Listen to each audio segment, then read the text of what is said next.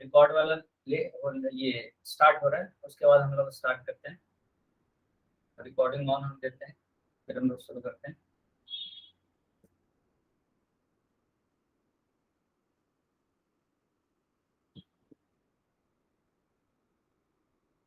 क्या recording start हो गया? अच्छा, स्क्रीन दिख रहा होगा सबको? तो स्क्रीन मैंने ऑलरेडी शेयर कर दिया है, तो आई थिंक स्क्रीन सबको दिख रहा होगा। ठीक है, क्या स्क्रीन दिख रहा है? एक बार यस और नो बता दें ताकि मैं शुरू कर सकूं इसको। Yes, okay, thank you. So आज हम लोग डिस्कस करेंगे 2017 का पेपर है। ठीक है, 2017 का पेपर है। तो पहला ये क्वेश्चन है 26 नंबर पॉइंट सेक्शन का है। ठीक है, तो क्वेश्चन क्या है? A belongs to real number, the equation this and this have a common real root. Okay, तो उसके बाद पूछ रहा है कि ए पे किस तरीके से डिपेंड करेगा, ए की वैल्यू क्या होगी। तो बहुत आसान है, मान लिया कि कॉमन रूट जो है ना वो अल्फा है, एज्यूम कर लिया।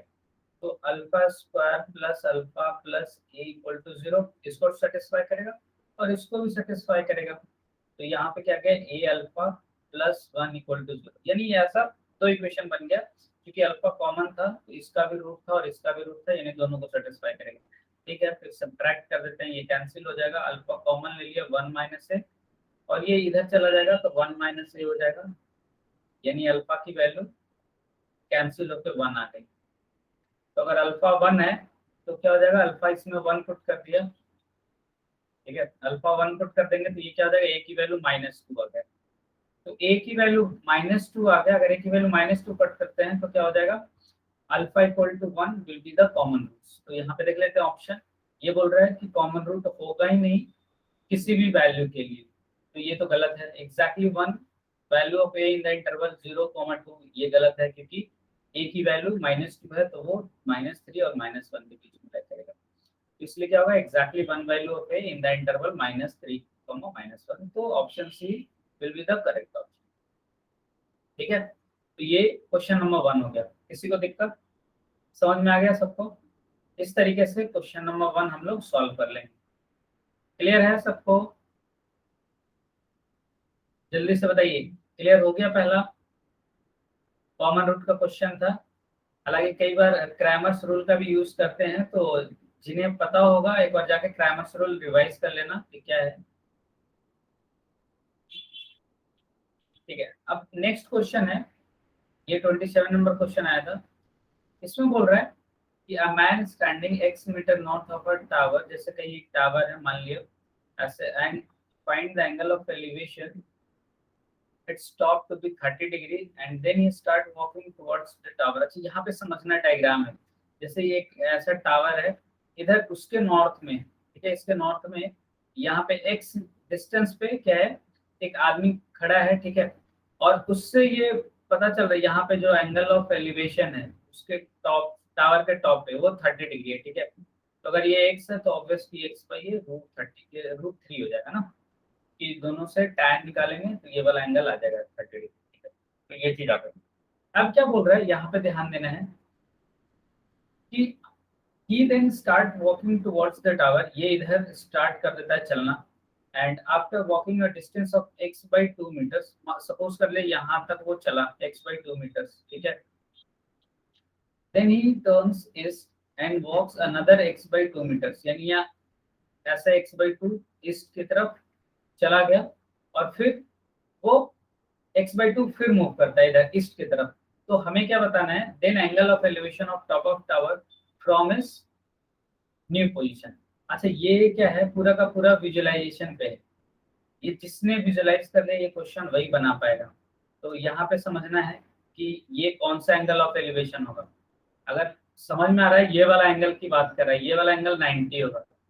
तो ये सबको विजुअलाइज हो रहा है क्या? ये वाला एंगल 90 होगा, और यहाँ से इस वाले पॉइंट से ये वाला पॉइंट से ये जो एंगल बनाएगा यही एंगल ऑफ एलिवेशन होगा।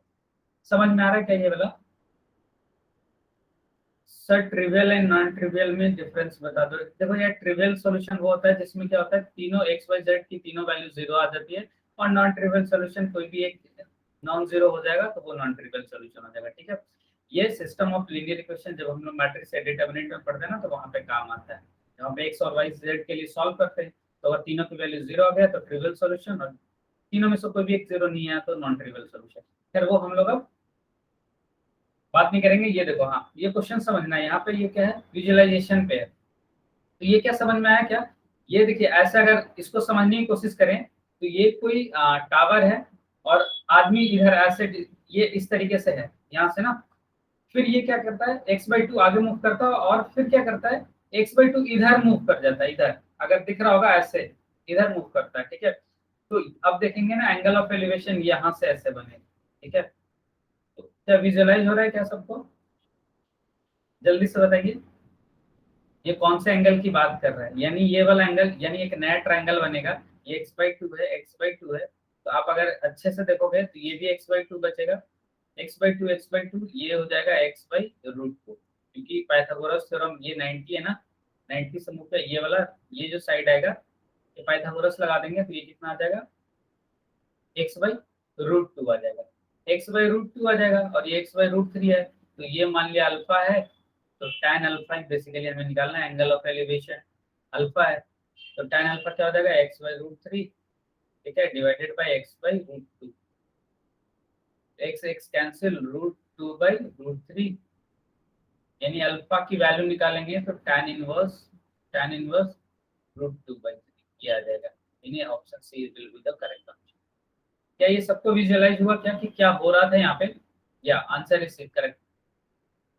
तो इस तरीके से बनाना है, इसको अच्छे से विजुअलाइज कर लीजिएगा, ठीक है। तो ये क्वेश्चन आराम से बन जाएगा। नेक्स्ट क्वेश्चन हम लोग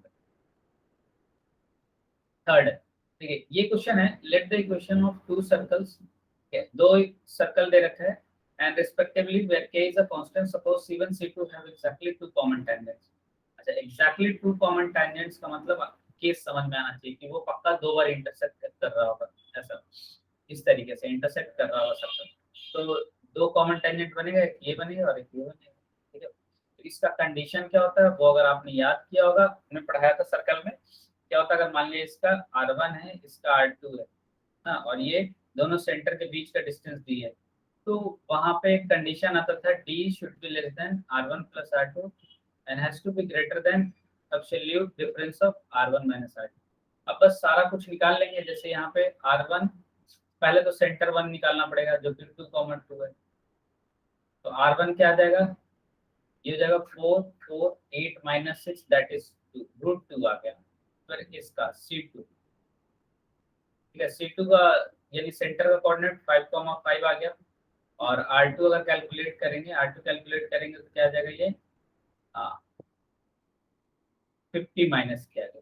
तो बस कंडीशन लगा देते हैं रूट, अच्छा d है, d भी निकालना पड़ेगा, इन दोनों के बीच का डिस्टेंस, तो d क्या हो जाएगा 3√2, ठीक है। तो 3√2 ये किससे छोटा होना चाहिए, √50 माइनस के प्लस √2 से, और ये बड़ा होना चाहिए इससे, हाँ √50 माइनस के माइनस √2। तो ये कंडीशन है, ठीक है। जब सर्कल एक पॉइंट पे टच करता है दो सर्कल, तो उसके इसमें क्या कंडीशन होता है वो पता होना चाहिए। तो ये टॉपिक एक बार जाके रिवाइज कर लेना है, और जिनको याद है उनके लिए तो बहुत आसान है, अब ये आराम से सॉल्व कर सकते हैं। तो यहाँ पे दो इनइक्वालिटी है, वही दोनों को सॉल्व करना है, पहले इस दोनों को सॉल्व कर लेते हैं। तो ये इधर ले आया 2√2 लेस देन √5 50 माइनस के, अब ये क्या आ जाएगा, स्क्वायर कर दिया, ये 8 हो गया, 50 माइनस के क्या हो जाएगा लेस देन 42, ठीक है, के लेस देन 42। तो ये ऑप्शन दिख तो रहा है, ठीक है, लेकिन और वेरीफाई कर लेते हैं इधर से भी, इसको भी सॉल्व करना होगा इन दोनों को। तो यहाँ से सॉल्व करेंगे तो क्या आ जाएगा √50 माइनस के, ठीक है, minus √2 is less then 3√2 is greater than minus 3√2, ठीक है, ऐसा कुछ। तो अब क्या हो जाएगा, इसको उधर भेज दिया, √50 माइनस के इज लेस देन, ये आ जाएगा 4√, ठीक है, यानी स्क्वायर कर दिया 50 माइनस के इज लेस देन 32, यानी के इधर आ जाएगा तो के शुड बी ग्रेटर देन 80। तो अभी फिलहाल इसको और इसको देख के तो यही लग रहा है कि दोनों का वैल्यू ये आना चाहिए। अब इसको भी सॉल्व कर लेते हैं, यहाँ सॉल्व कर लेंगे तो क्या हो जाएगा रूट 50 माइनस के, ठीक है, रूट 50 माइनस के इज ग्रेटर देन, ये इधर जाएगा -2, ठीक है। ये सॉल्व भी करने आना चाहिए। अब ये तो के की कोई भी वैल्यू लेंगे, के बिलोंग्स टू कोई भी वैल्यू लेंगे जो कि डोमेन में होना चाहिए, यानी कि 50 से छोटा होना चाहिए। तो कोई भी वैल्यू लेंगे जो लेस देन 50 होगा वो इसको सेटिस्फाई करेगा। ये निगेटिव और रूट पॉजिटिव होता है तो हमेशा इससे बड़ा होगा। तो इन तीनों का इंटरसेक्शन देखेंगे तो k is less then 42 but greater than 18 आ जाएगा। तो ये चीजें होना चाहिए, आंसर आ जाएगा। तो सबसे इंपॉर्टेंट इस क्वेश्चन के लिए ये था कि ये कंडीशन पता होना चाहिए। तो सर्कल ऐसे भी बोला था कि बहुत इंपॉर्टेंट है, कोऑर्डिनेट में किसी ने पूछा था प्रीवियस डिस्कशन में, तो मैंने बताया था सर्कल से क्वेश्चन आते ही आते हैं, पूरे कोऑर्डिनेट में इंपॉर्टेंट होता है। या शिवम वर्मा ने लिखा है d is less than r plus r, that is incomplete information, और ऐड भी करना होगा, ठीक है। तो इस चीज को याद रखना, ठीक है। ऑर्थोगोनल इंटरसेक्शन के लिए क्या होता है, देखिए ठीक है मैं बता देता हूँ, बट आपको याद रखना होगा ये होता है 2c1 c2 plus f1 f2 is equal to c1 plus c2, ठीक है। ये चीज होता है ऑर्थोगोनल इंटरसेक्शन के लिए। जाके एक बार नोट्स रिवाइज कर लेना है, सारा कुछ मिल जाएगा। हमें क्वेश्चन डिस्कस करना है, बहुत सारे हैं तो जल्दी जल्दी थोड़ा करते हैं। 29 देखिए, consider the function then f(x) is continuous, continuity check करना है तो बहुत आसान है ये। क्या करेंगे कि अच्छा, ये अगर हम लोग क्रिटिकल पॉइंट मतलब जहां पर डेफिनेशन चेंज हो रही है उसके अलावा देखेंगे तो ये पॉलिनोमियल है सारे के सारे, तो सब कंटिन्यूअस हो गए। तो क्रिटिकल पॉइंट यानी कि एट x इक्वल टू -1 पे चेक करना है और एट x इक्वल टू 1 पे चेक करना है, बस यहाँ पे चेक कर लेंगे क्वेश्चन हो गया। तो एट x इक्वल टू 1 यानी कि LHL लेफ्ट हैंड लिमिट -1 से जस्ट छोटा, ये यहाँ पे पुट कर देंगे तो -3, RHL जस्ट बड़ा, ये क्या हो जाएगा, ये 2 आ जाएगा। तो ऑब्वियसली दिख रहा है LHL RHL कंटिन्यू इक्वल नहीं है तो कंटिन्यूअस नहीं होगा at x equal to -1। At x equal to 1 देख लेते हैं, 1 पे देखेंगे तो LHL क्या आ रहा है, LHL आ रहा है 2 आ गया, और RHL भी क्या आ गया, 2 आ गया, और f(1) भी 2 ही है। तो ये क्या हो गया, इस पे कंटिन्यूअस है क्योंकि LHL RHL f(1) तीनों बराबर है, लेकिन यहाँ पे कंटिन्यूअस नहीं है। तो कौन सा ऑप्शन हो जाएगा, f(x) is continuous everywhere except x equal to option c का। तो ये इतना सिंपल है, ठीक है। मुझे लगता है सबको समझ में आ जाइए। बाकी लोग भी रिप्लाई करें, कुछ मैसेज वगैरह करें, कुछ ना समझ में आए या समझ में आ जाए तो भी थोड़ा सा यस सर लिखेंगे तो मुझे लगेगा हाँ सबको समझ में आ जाए, ठीक है। तो ये चीजें क्लियर हो गई। नेक्स्ट हम लोग देखते हैं अगला क्वेश्चन 30, सम बताना है। तो इस तरह के सम कैसे करते हैं, 3 है, 2 तरीके हैं करने का, मैं एक तरीका बताया था, दूसरा तरीका भी थोड़ा सा हिंट करके छोड़ दूंगा, पहला तरीका मैं बता रहा हूँ। अब इसमें डायरेक्ट जनरल टर्म दिख नहीं रहा है तो क्या करेंगे, एस को फिर से लिखना है, लेकिन एस को इस वक्त ऐसे लिखना है, यहाँ से एक प्लेस छोड़कर 13, मान लिया यहाँ पे टी एन टर्म तक हम लोग कंसिडर कर रहे हैं, 3 7, ठीक है, 13 21 31 ऐसे करके हमने लिखा, और एक प्लेस छोड़ के ही जाएगा क्योंकि क्या होगा, हमने एक प्लेस छोड़ के लिखा है। अब इसको घटा देते हैं, तो घटाएंगे क्या मिलेगा, घटा दिया, ये घटा दिया घटा दिया घटा दिया, अब देखो ये s माइनस एस 0 हो जाएगा, यहाँ माइनस टी एन आ जाएगा, इधर ले आएंगे तो टी एन आ जाएगा। हमने एक स्टेप स्किप किया है, s माइनस एस 0, ये माइनस टी एन आएगा, इधर आ जाएगा टी एन आ जाएगा, ये क्या बचेगा 3, ये 4, ये 6, ठीक है, ये 8, ये 10, ऐसे करके ये बेसिकली एक AP बनेगा, ठीक है। Total number of terms n है, एक 3 को बाहर रख दिया, अब total number of terms n-1, तो n-1/2 इंटू 2 है 8 प्लस n-1, यहाँ पे एक्चुअली n की जगह n-1 है तो n-2 डिफरेंस 2, तो ये हो जाएगा, ठीक है। ये चीज आ गया, आगे देखते हैं इसमें और क्या हो जाएगा, ये 3 प्लस, ठीक है, n-1, n-1, ठीक है। तो यहाँ पे सॉल्व कर लेंगे तो ये क्या हो जाएगा, n प्लस, ये हो गया 2 से कट जाएगा तो ये 4 हो जाएगा, और ये -2 n+2 हो जाएगा, ठीक है। तो ये चीज बच जाएगा, सॉल्व फाइनली सॉल्व कर लेंगे तो n² प्लस n हो जाएगा, और ये -2 प्लस 3 प्लस 1। तो टीएन जो आपका है वो ये आ जाएगा, ठीक है, टीएन ये आ गया।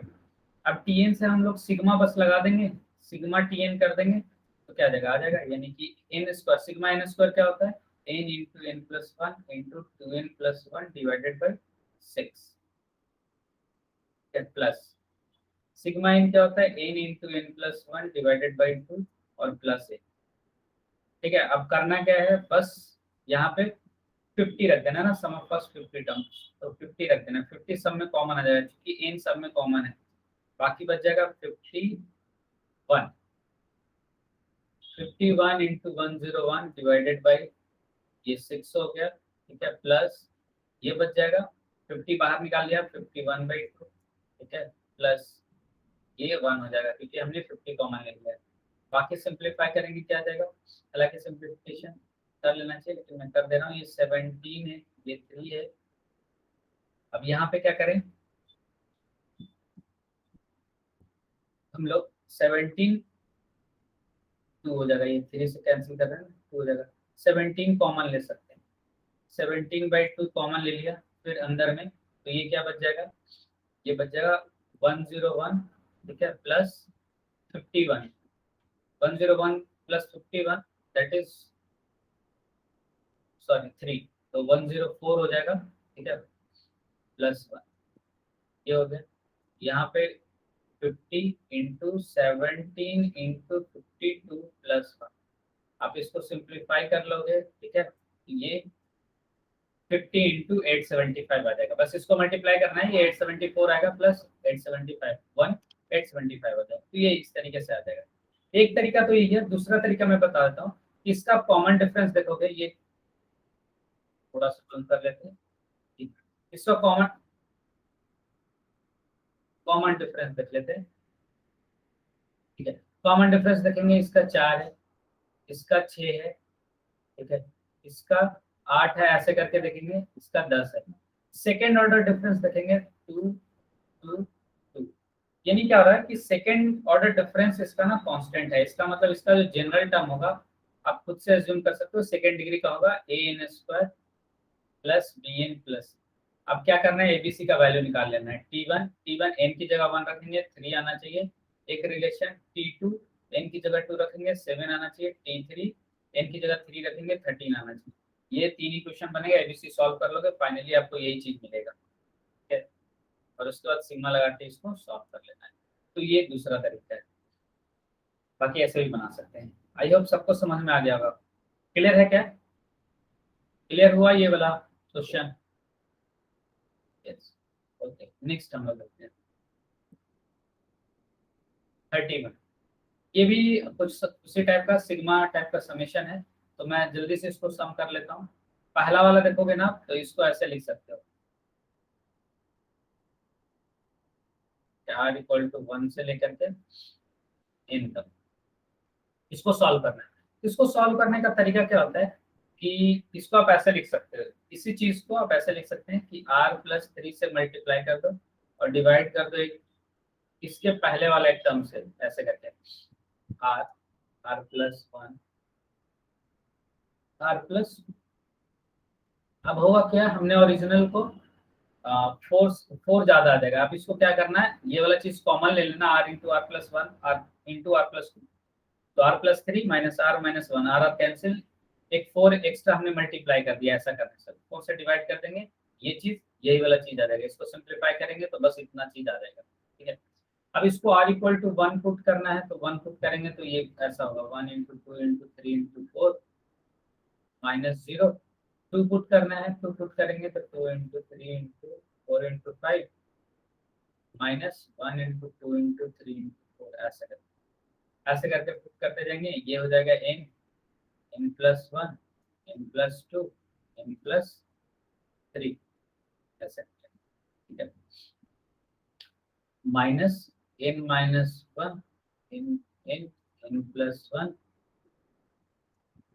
n+, ठीक है, ये चीज बनेगी। इन सबों को ऐड करना है, ऐड करेंगे तो क्या देखेंगे, ये सब चीजें कैंसिल हो जाएगी, तो बच जाएगा बस इसका समीशन बचेगा n इंटू n+1 n+2 और n+3, ठीक है।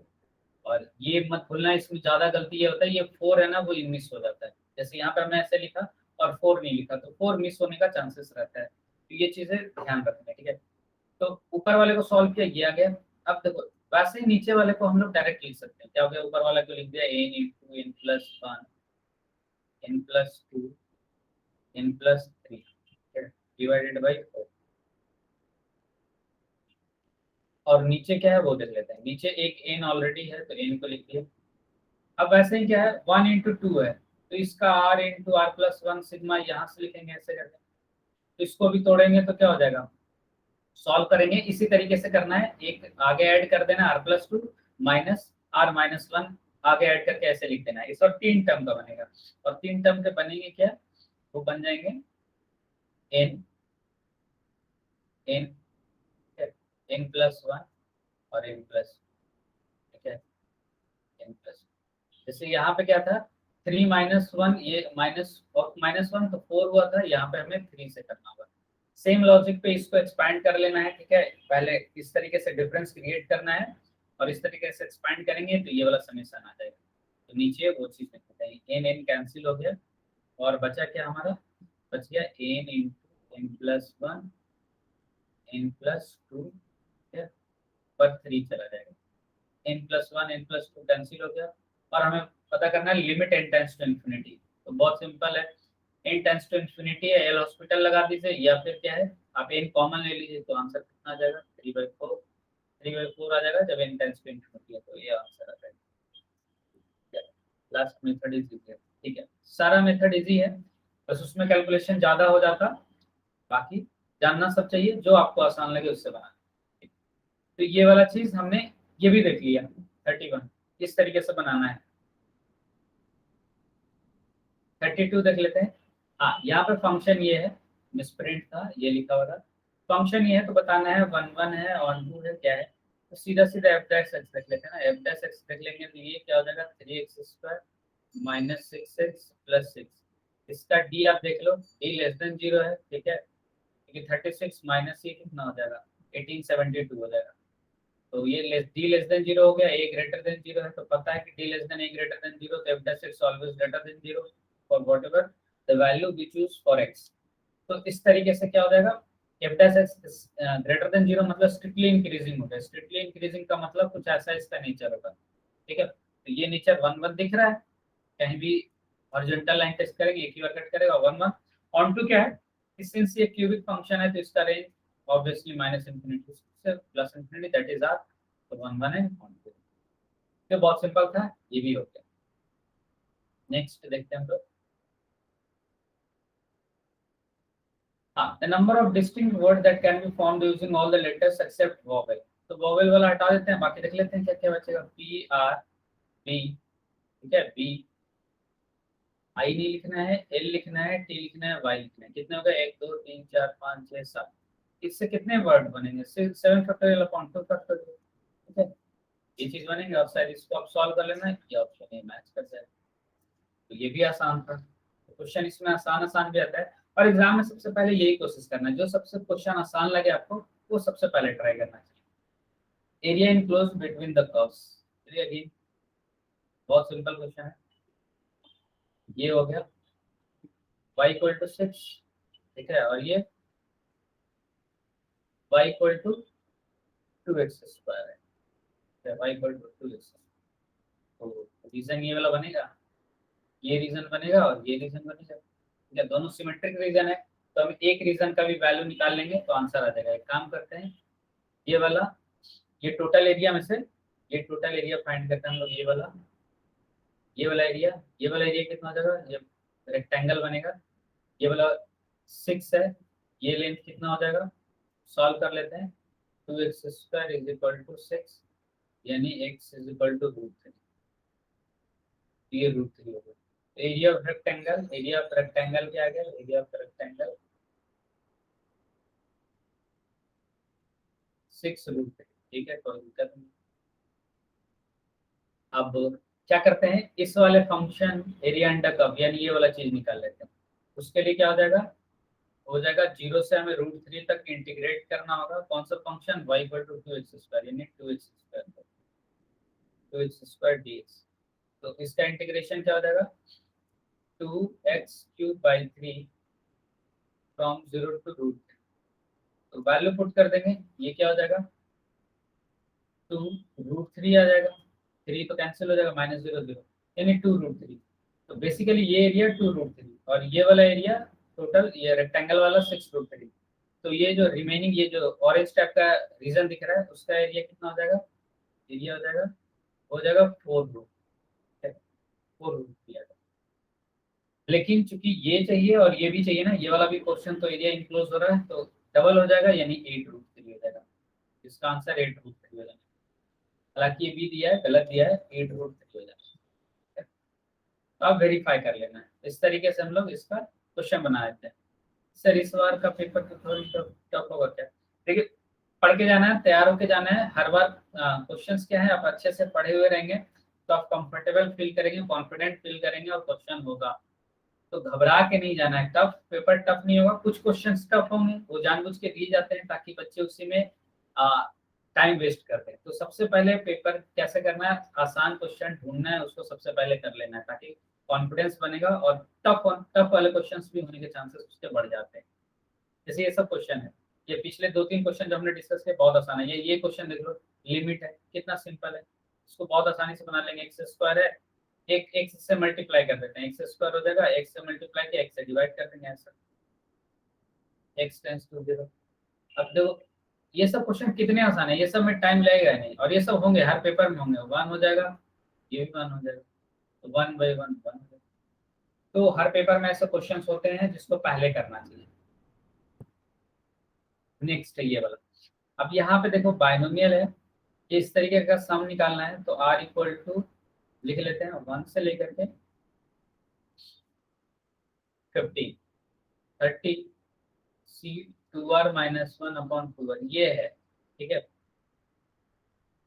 तो अब फॉर्मूला याद होना चाहिए कि NCr - 1 अपॉन r, ये क्या होता है, या फिर ऐसा कुछ formula, r divide by r+1, ये हो जाता है n+1 c r+1 divided by n+1, ठीक है, ये चीज होता है।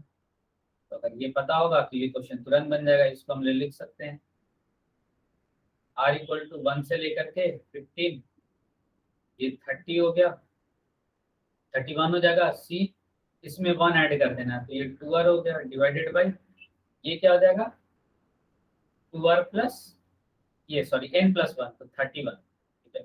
31 तो बाहर आ जाएगा, 31 अगर बाहर आ गया, अब अंदर में क्या बचा 31c2 प्लस 31c4, ऐसे करके इवन वाले सारे टर्म बचेंगे।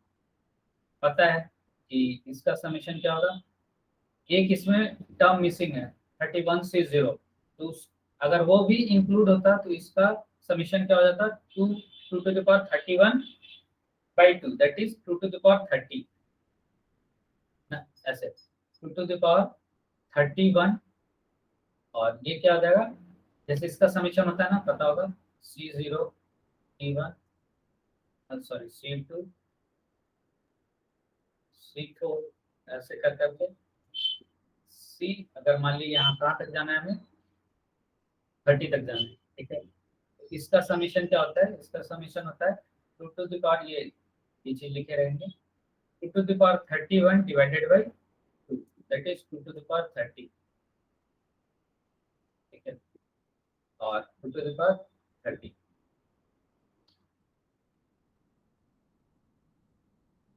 और यहाँ पे हमें क्या करना है, -1 भी करना होगा,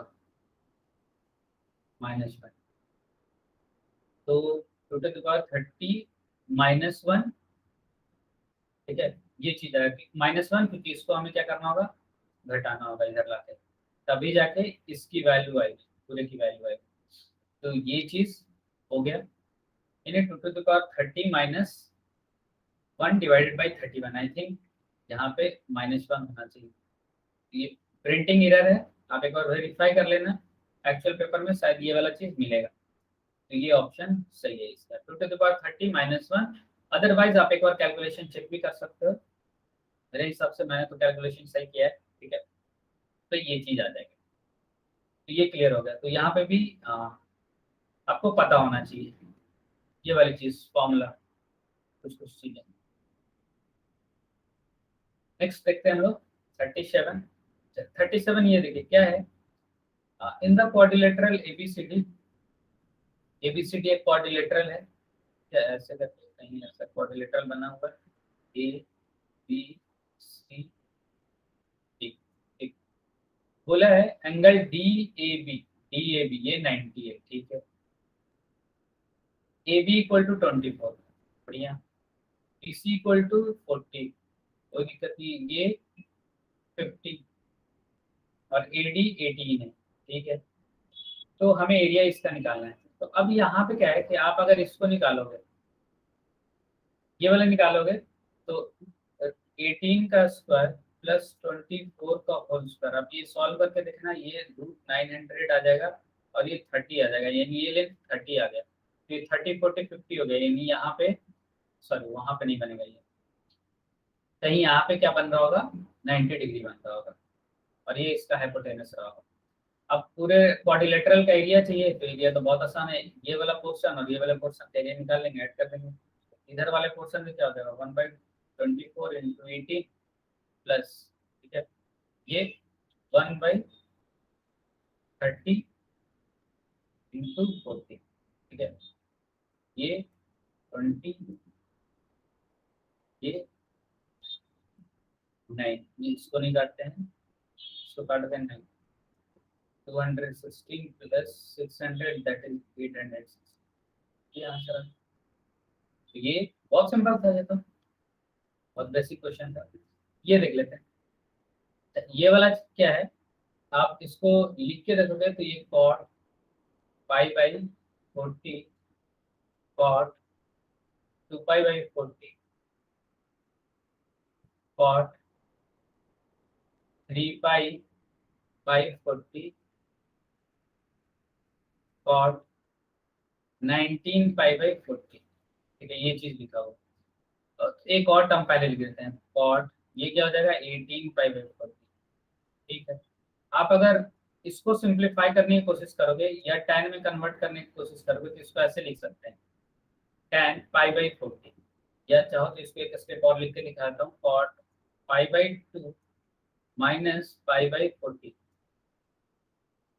इसको एलसीएम वगैरह लेंगे तो ये क्या आ जाएगा 19π/14, और cos π/2 cot π/2 माइनस थीटा क्या होता है, tan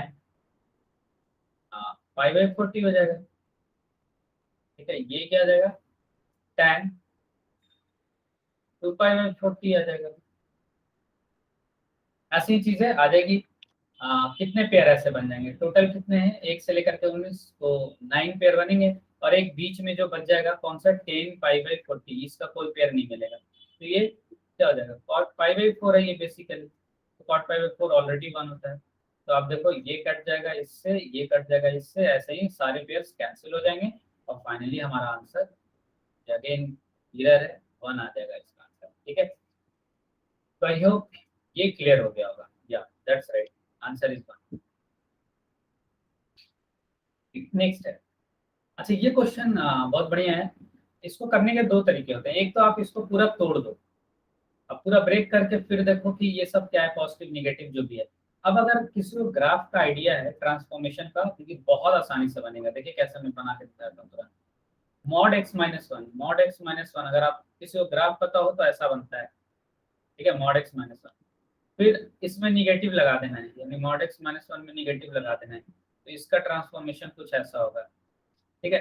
फिर इसमें 2 ऐड कर देना है, 2 ऐड कर देना है, मॉड एक्स माइनस वन, तो ये कुछ ऐसा बन जाएगा, 2 यूनिट ऊपर चला जाएगा, ऐसा कुछ 2 यूनिट ऊपर चला जाएगा, ठीक है, ये 2 वाला ये बनता है।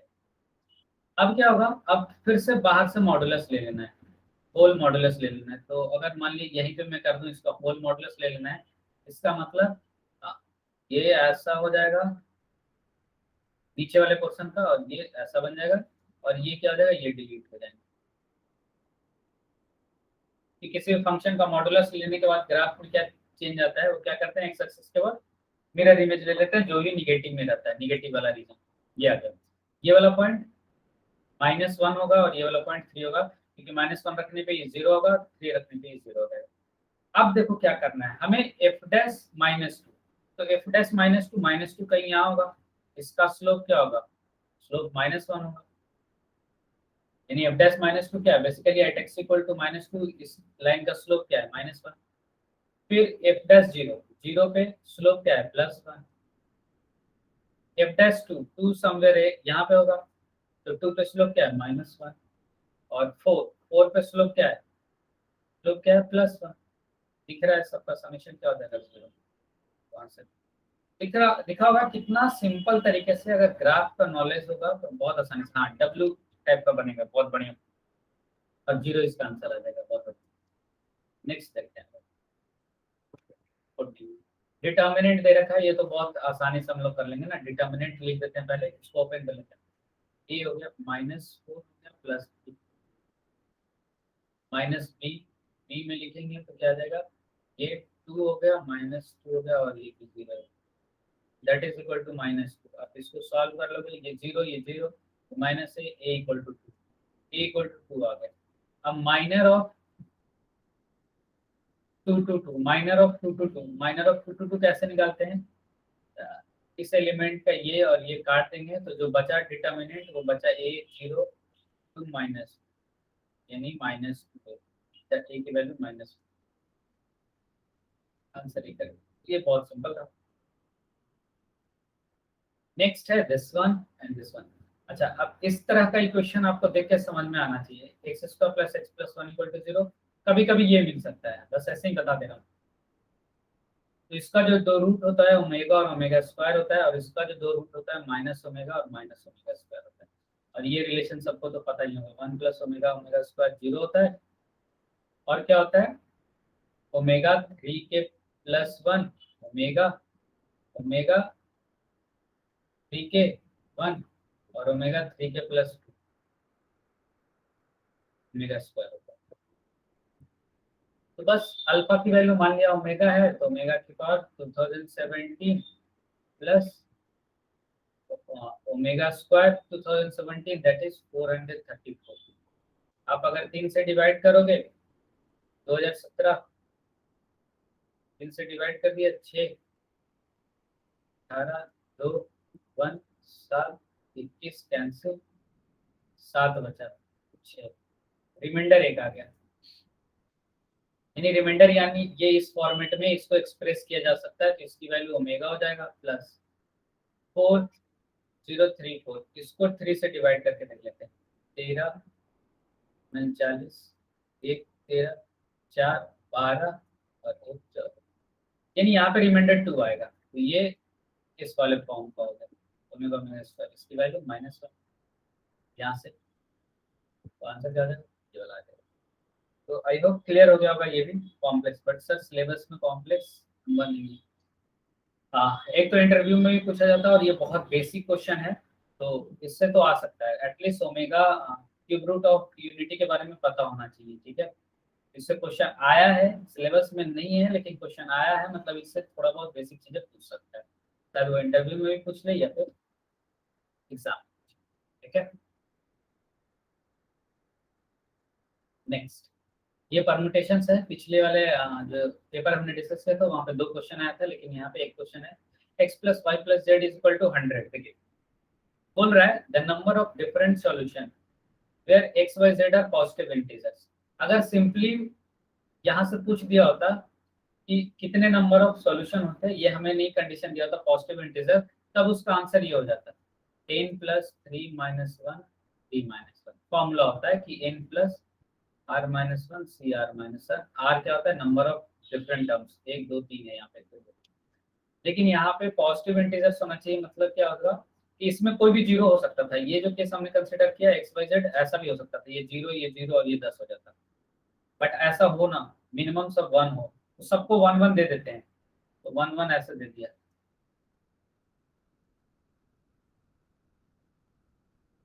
इस तरीके से, ये 7 बचते। अब इसको x डैश मान लिया, y डैश मान लिया, z डैश मान लिया, ये 7 है। अब ये तीनों जीरो, अब अगर नया इक्वेशन समझे तो कोई दो को जीरो मिल सकता है और इसको 7 मिल सकता है, क्योंकि ऑलरेडी हमने सबको एक दे रखा है। तो इवेंचुअली जीरो किसी को नहीं मिल रहा है, इसको हमने एक्स डैश माना है, इसको वाई डैश, इसको जेड डैश। तो अब x dash y dash zero हो सकता है, क्योंकि जीरो जीरो ये 7। सो बेसिकली हो क्या रहा है, एक्स 1 हो रहा है, वाई 1 हो रहा है, और ये कितना हो रहा है, 8 हो रहा है। तो अब इसके लिए सेम फॉर्मूला यूज कर लेंगे। तो 7 + 3 that is 10 - 1 that is 9c2, 9c2 यानी कि 9 8 divided by 2 that is 36। Option A commutation question मेरे हिसाब से समझ में आ गया। सॉरी 9c2, या दैट्स राइट। ये क्वेश्चन पूछ रहा है क्या रिप्रेजेंट कर रहा है, तो बहुत ही आसान है, ये तो हम लोग बना लेंगे। X square is equal to लिख दिया वाई स्क्वायर प्लस 2y + 1। एक तो तरीका ये होता है, डेल्टा हमने पढ़ाया होगा, अगर पेयर ऑफ स्ट्रेट लाइन में ये आपने पढ़ा होगा, तो वहाँ पे एक डेल्टा होता है जो कि ऐसे लिखते हैं a B c f g h, 2 degree equation देख के एफ जी एच। अगर ये जीरो हो जाता है तो वो पेयर ऑफ स्ट्रेट लाइन हो जाता है, और जीरो नहीं होता है तो फिर डिपेंड करता है। तो एक तो ये तरीका हो गया, यहाँ पे तो डायरेक्ट चेक चेक हो जाएगा। X square is equal to y plus 1 का whole square, so x is equal to y plus 1 एक, और दूसरा x is equal to minus x is equal to y plus. तो ये दो स्ट्रेट लाइन रिप्रेजेंट कर रहा है, so pair of straight line. ये तो बहुत सिंपल है। 44। अब यहाँ पे देखिए, हाँ, क्या दे रहा है, इसे थ्योरी से बोल सकते हैं। क्वेश्चन है the number of 100 students in a class, तो total number of students 100। In an examination 50 of them failed in mathematics, तो मैथमेटिक्स में जो फेल होते हैं वो 50 हैं। 45 फिजिक्स में फेल होते हैं, फिजिक्स में 45 फेल होते हैं। ये number of student failed in physics है, number of student failed in mathematics. And biology में कितने फेल हो रहे हैं, बायोलॉजी में फेल हो रहे हैं 32, नहीं 40, या and for 32 failed in exactly 2 of them. तो एग्जैक्टली 2 ऑफ देम का मतलब ये हो गया है एम इंटरसेक्शन पी, या फिर एन पी इंटरसेक्शन बी, या फिर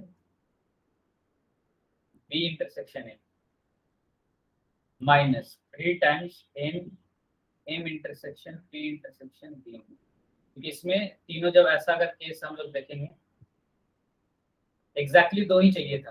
तो अगर ये ए बी सी है, जो भी है एम पी बी, इसको एम समझ लो, इसको पी समझ लो, इसको, तो हमें रीजन बेसिकली 1 2 3 ये सिर्फ आना चाहिए, इसमें ये नहीं आना चाहिए, क्योंकि ये इसमें तीनों फेल हो रहे हैं। तो वो जब इसको जोड़े पूरे को एम इंटरसेक्शन बी, तो उसमें ये भी आ गया, जब इसको जोड़े तो भी आया, इसको जोड़े तब भी आया, इसलिए 3 टाइम्स इसको घटा दिया, और ये 32 है। अब हमें चाहिए only one student pass in all examination. तो टोटल जो फेल होने वाला स्टूडेंट है, यानी जो इधर मैथ में या फिजिक्स में या बायोलॉजी में फेल हुए हैं, वो कितने हैं, ये टोटल स्टूडेंट है, उसमें से एक ही स्टूडेंट है जो पास हुआ है, बाकी सब के सब कोई ना कोई सब्जेक्ट में फेल हुआ है। तो n number of element in set m union p union b union equal to 99। फॉर्मूले में सेट कर देंगे, ये क्या हो जाएगा, ये वाला फॉर्मूला होता है n a plus m B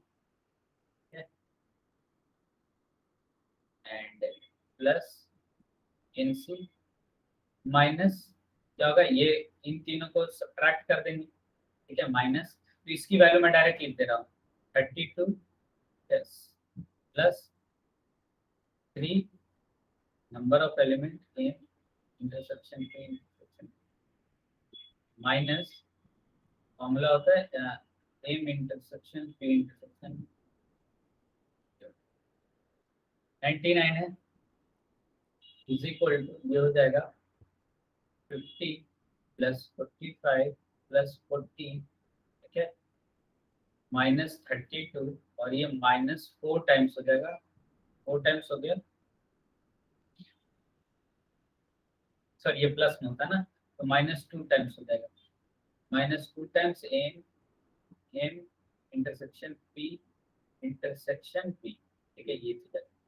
अब इसको सिंप्लीफाई कर देते हैं, सिंप्लीफाई करेंगे तो क्या आ जाएगा, ये 90 हो गया, इधर आ जाएगा 9 हो गया, और ये 32, ये 13, इधर आ जाएगा -4 हो जाएगा। तो -4 is equal to minus M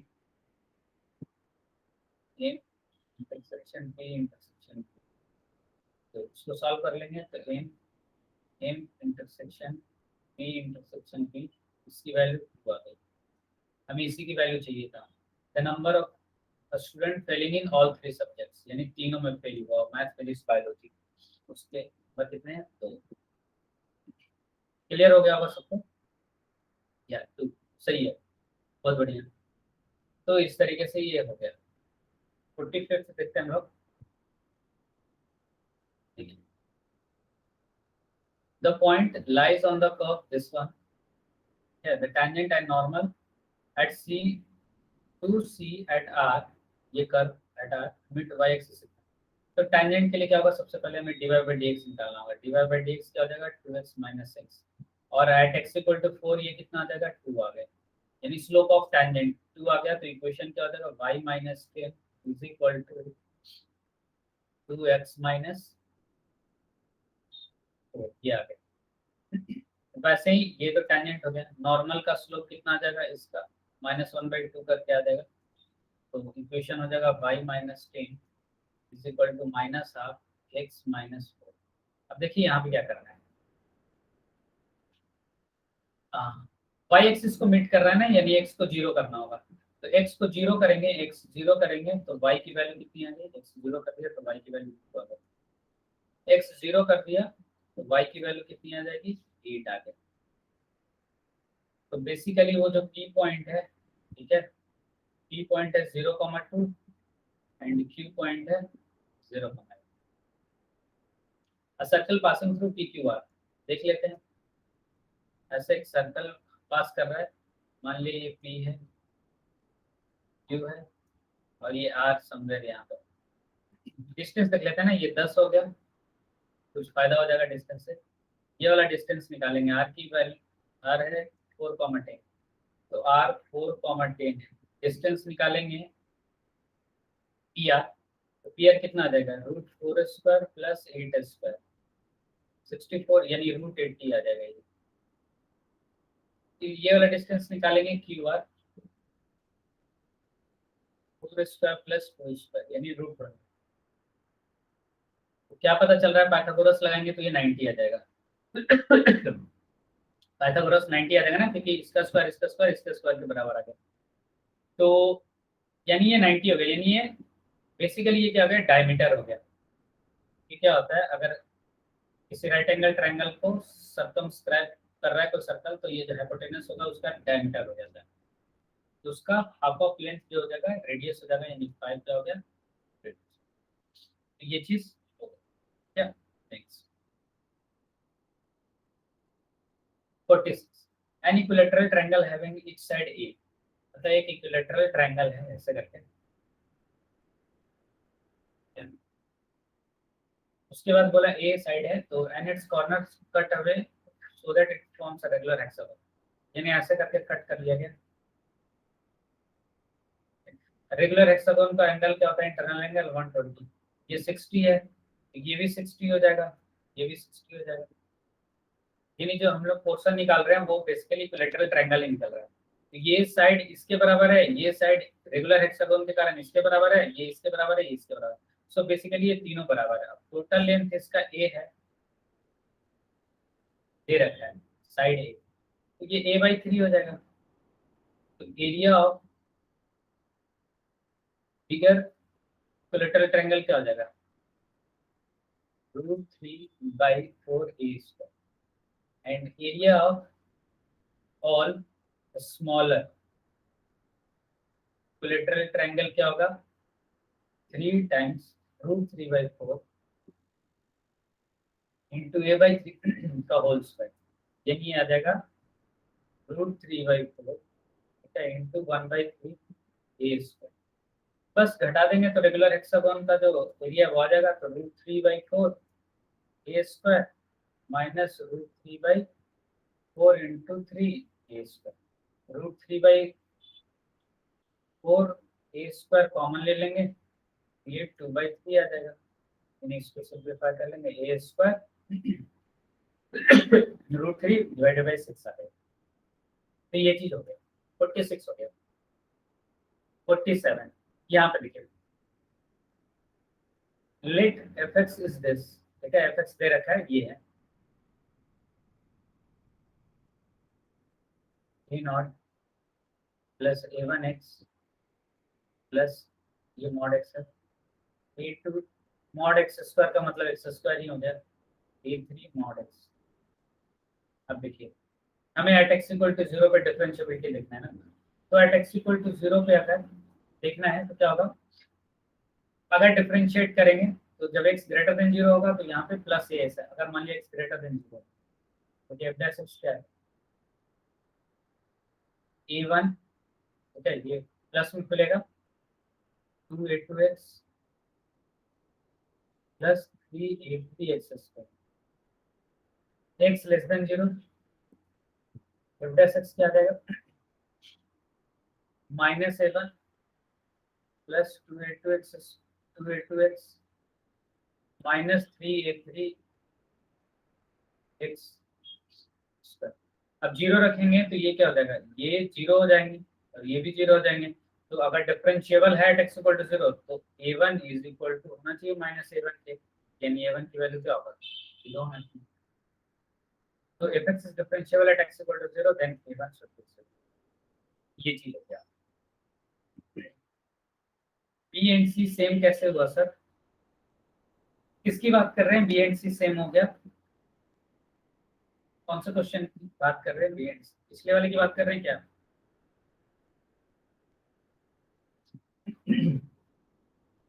इस वाले क्वेश्चन की बात कर रहे हैं 46 बी एंड सी।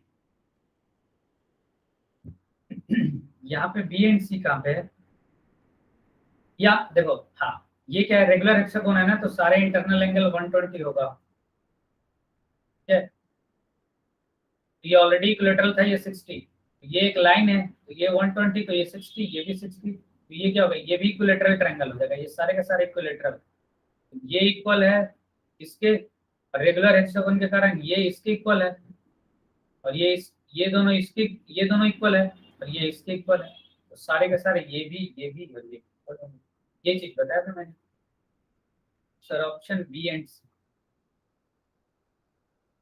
अच्छा हाँ वो एरर है, ठीक ठीक, ऑप्शन की बात कर रहा हूँ, ये एरर होगा, मिस प्रिंटिंग एरर, देखो ये टाइप किया हुआ क्वेश्चन है ना, तो हो सकता है कुछ एरर हो गए, ठीक है, तो आप बी भी लगा दो सी भी लगा दो, एग्जाम में ऐसा नहीं होगा, और होगा तो बी और सी कोई भी मार्क करेंगे, आप मार्क्स मिल जाएगा। ये क्वेश्चन लिखते हैं, यहाँ पर डिटर्मिनेंट का प्रॉपर्टी है, आप क्यू देखो, क्यू ऐसा है, माइनस कॉमन ले लेते हैं, ठीक है, एक बार यहाँ से माइनस कॉमन ले लेंगे इस वाले से, कॉलम 2 से, तो माइनस इस पे आ जाएगा, और एक बार R1 से माइनस कॉमन ले लेंगे तो क्या बन जाएगा, ये ऐसा बन जाएगा x Y Z A B C P Q R, row 1 से और C2 से कॉलम 2 से और रो 1 से माइनस कॉमन लेंगे तो ये चीज आ जाएगा, क्यू ये बन जाएगा। अब क्यू ट्रांसपोज देखिए, क्यू ट्रांसपोज ऐसा बन जाएगा x Y Z A B c और पी क्यू आर, ये बन जाएगा, ठीक है। और अब P देखिए और Q देखिए, क्या है कि P को Q कैसे बनाया गया है, बस इसको यहाँ पे ले गया गया है और इसको वहां पे, ठीक है, मतलब इंटरचेंज किया गया एक बार, तो क्या होगा, एक बार इंटरचेंज करने से इसका जो डिटर्मिनेंट होगा, डिटर्मिनेंट ऑफ P जो होगा, यहाँ पे क्या हो जाएगा, minus of determinant of Q होगा। क्यों ऐसा हो रहा है ये चीज समझना है, क्योंकि एक चीज पता होना चाहिए, डिटर्मिनेंट ऑफ Q ट्रांसपोज जो होता है वो डिटर्मिनेंट ऑफ Q के बराबर होता है। आप Q ट्रांसपोज किसी मैट्रिक्स का ट्रांसपोज ले लें तो उसका डिटर्मिनेंट सेम रहता है। माइनस इसलिए है कि इस वाले में और इस वाले में एक डिफरेंस है, वो डिफरेंस क्या है कि इसमें एक बार ट्रांसफॉर्मेशन किया गया। आप देखो ध्यान से, ये जो रो है ये सेकंड प्लेस पे है, अगर दो बार इंटरचेंज हुआ होता तो सेम आता है, लेकिन एक बार इंटरचेंज करने से एक माइनस साइन का डिफरेंस आ जाता है। तो आई थिंक ये क्लियर हो गया होगा। 49 ये देखिए number of non empty subset such that the product of numbers in that is even. तो इसको ऐसा बनाएंगे, टोटल नंबर ऑफ सबसेट कितने होंगे, total number of non empty subset, non empty subset, total number of non empty subset 2 to the power 100 - 1, यही होता है ना। यस, अगर एम्प्टी नहीं मतलब बोला होता एम्प्टी को इंक्लूड करना होता 2 to the power 100 हो जाता। अब हम लोग ये वाला फाइंड करते हैं, टोटल नंबर ऑफ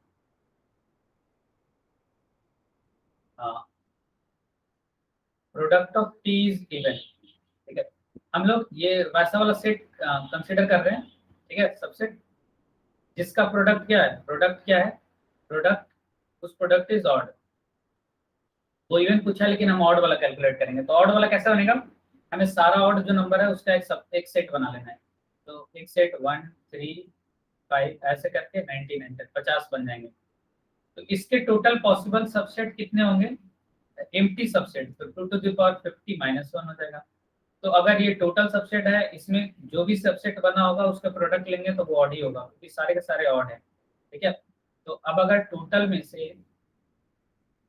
ऑड वाला घटा देंगे, टोटल में से ऑड वाला घटा देंगे तो ऑब्वियसली इवन वाला बचेगा। तो इसका आंसर क्या हो जाएगा, 1 1 cancel, 2 to the power 50 common लेंगे, 2 to the power 50 - 1, ये बच जाएगा। यानी सही है। तो ये बाइजेक्शन से, हमने बाइजेक्शन रूल से बनाया कि टोटल में से हमें इवन के लिए पूछ रहा था तो ऑड वाला कैलकुलेट करिए, घटा दिया, ये चीज। लास्ट क्वेश्चन है 50 और। अब यहाँ पे हमें देखना है क्या बोल रहा है,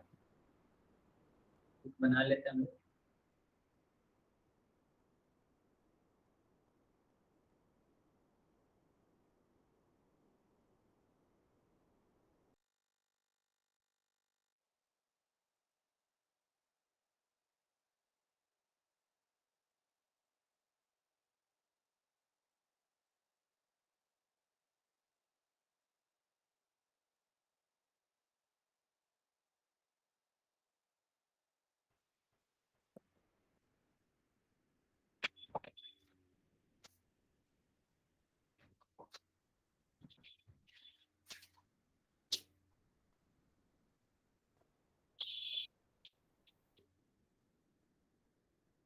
लास्ट वाला देखते हैं हम लोग।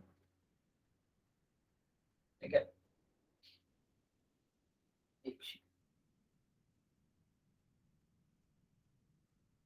तो लास्ट वाला में क्या है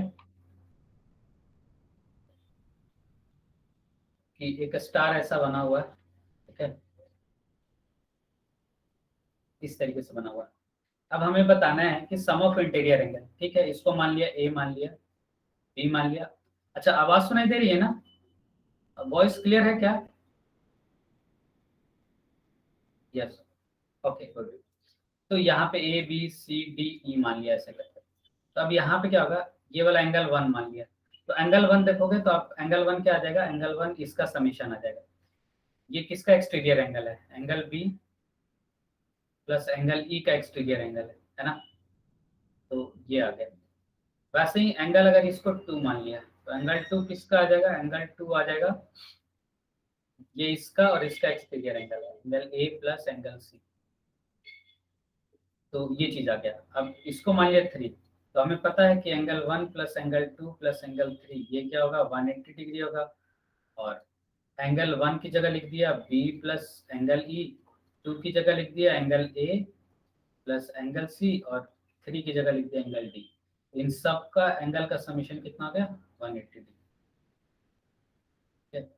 180 डिग्री हो जाएगा, 180 डिग्री। तो ये चीज आ गया। तो ये पूछा था समीशन 180 डिग्री। तो इस तरीके से जितने भी क्वेश्चंस थे हमने डिस्कस कर लिए। तो आई थिंक सारा क्वेश्चन समझ में आ गया होगा। समझ में आ गया क्या सबको, एक बार कमेंट कर दीजिए, लास्ट टाइम एटलीस्ट कमेंट कर दीजिए सबको समझ में आया या नहीं आया। हमने टोटल क्वेश्चंस डिस्कस कर लिए।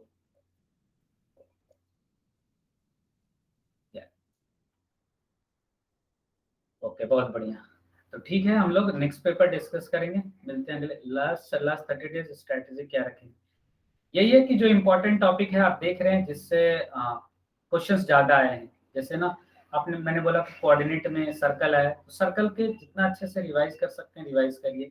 जो जो चीजें याद रखने वाली जहाँ पे आपको लगा था पढ़ते समय कि ये चीज याद होना चाहिए, ठीक है, वो सारा लास्ट टाइम आप याद करने की कोशिश करिए, है ना। जिससे क्या होगा, वो सारा जल्दी से याद आएगा। आप जब एग्जाम देंगे तो उस टाइम अच्छे से वो ये सारी की चीजें जो होंगी वो याद आ जाएंगी, ठीक है।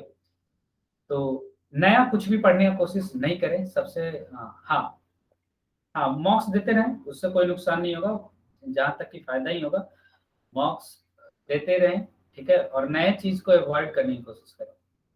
मीन्स पर 3 days या वीकली वंस, आप जिसमें कंफर्टेबल हो। मॉक्स दे रहे हैं, उसके बाद उसका सेल्फ इवैल्यूएशन बहुत जरूरी है। जो क्वेश्चन नहीं बने उस पर थोड़ा सा टाइम देना है, समझना जरूरी है।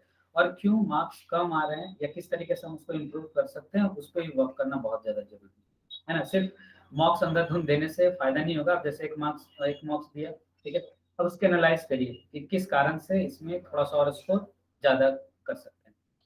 टारगेट ये रखना है कि मैक्सिमम स्कोर करना है। और मैक्सिमम स्कोर कैसे करना है, जो आसान क्वेश्चंस हैं सबसे पहले उसको टारगेट करना है, उसको बनाना है। कम टाइम में ज्यादा क्वेश्चन बन जाएंगे, कॉन्फिडेंस हाई होगा, फिर मुश्किल क्वेश्चंस भी वैसे समय में बन जाते हैं। तो ये सारी चीजें आप कर सकते हैं लास्ट टाइम, ठीक है।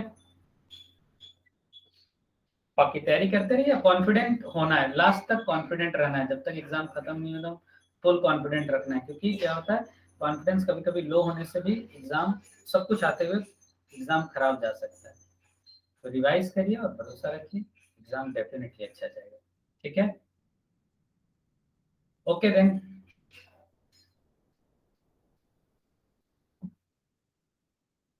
ओके बढ़िया है। वो तो पास्ट जो प्रीवियस ईयर्स हैं उसके कट ऑफ देखने पड़ेंगे। मुझे तो एग्जैक्ट अभी ध्यान में नहीं है कि क्या जाता है इसका कट ऑफ और क्या इसका अच्छा स्कोर होता है। एक बार अच्छे से आप सर्च मार के देख सकते हैं खुद से भी कि पास्ट में क्या अच्छा स्कोर रहा है। और जो भी अभी स्कोर है उसको तो इम्प्रूव करना ही है, ठीक है। आपको सेटिस्फेक्शन होना चाहिए क्या ये मेरे लिए सफिशिएंट है कि नहीं। ओके, तो मिलते हैं हम लोग नेक्स्ट इंटरव्यू में, कैसे क्वेश्चन पूछे जाएंगे। वो तो क्वेश्चन में ज्यादातर थ्योरेटिकल ही होने चाहिए, क्योंकि मैथमेटिकल तो पूछ नहीं सकता, वहां पे ज्यादा सॉल्व करा नहीं सकता है। तो थ्योरेटिकल हो गया। अब प्रोबेबिलिटी वगैरह भी वहां पे अच्छे से सारी चीजें आपको पता होना चाहिए। कॉम्प्लेक्स नंबर जो इधर नहीं आता है इंटरव्यू में आता है, तो उसका आप थोड़ा सा देख लेना चीजें। Okay, so I think dots भी क्लियर हो गए होंगे। ओके देन, बाय बाय, मिलते हैं अगले डिस्कशन में। Bye, thank you so much everyone.